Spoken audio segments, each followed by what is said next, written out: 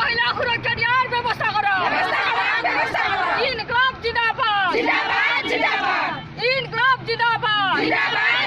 আমার দাবি ন্যায্য দাবি। আমি 8 মার্চ আন্তর্জাতিক নারী দিবসত আমার যি সকল মহিলা আছে আমার মহিলার আমি সম অধিকার বিচাৰিছো আৰু আমি বিচাৰিছো সমান কামৰ সমান মজুৰি।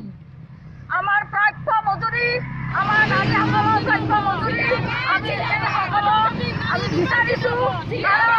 আমি কেন্দ্ৰীয় চৰকাৰে হওক বা অসম চৰকাৰে হওক আমাৰ যি সম অধিকাৰ এতিয়ালৈকে আমি পোৱা নাই আৰু আমি পাবলৈ সক্ষম হোৱা নাই। কি কাৰণত হোৱা নাই?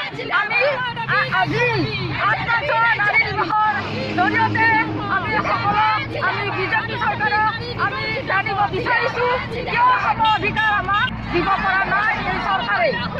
আৰু আমি বিচাৰিছো সমান কামৰ সমান মজুৰি লাগে। আজি মহিলাসকলৰ কি নাই?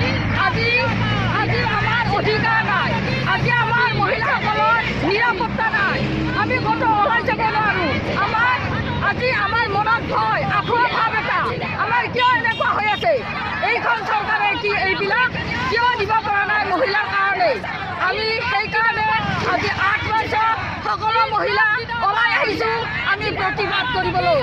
আমি প্ৰতিবাদ কৰিম আমাৰ সকলো অধিকাৰ, যেনে শিক্ষাৰ অধিকাৰ, যেনে ভোটাৰ অধিকাৰ, যেনে আমাৰ প্ৰাপ্য মজুৰিৰ অধিকাৰ, যি আমি পাৰিশ্ৰমিক অধিকাৰ, যি আমি নাৰী নিৰ্যাতিত হৈ থাকোঁ তাৰে অধিকাৰ আমি যাতে সকলো আমি ধৰ্ষিত হৈ আছোঁ। আমি নাৰী এই ধৰ্ষিত কিয় হৈ থাকিব লগা হৈছে? আজি ধৰ্ষিত হৈ ফাঁচী পৰ্যন্ত দিয়া হৈছে তৎসত্ত্বেও আজিলৈকে এই অধিকাৰ চৰকাৰে বলবৎ কৰিব পৰা নাই। আমি বৃহত্তৰ আন্দোলনত আমি ৰাজপথত নামি আমি আজিয়ে নহয় আমি 100 বাৰ আমি 1000 বাৰ আমি ৰাজপথত নামি আৰু এই বিজেপি চৰকাৰক আমি প্ৰতিহত কৰিবলৈ চেষ্টা কৰিম। কাৰণ এই বিজেপি চৰকাৰে কোনো আমাৰ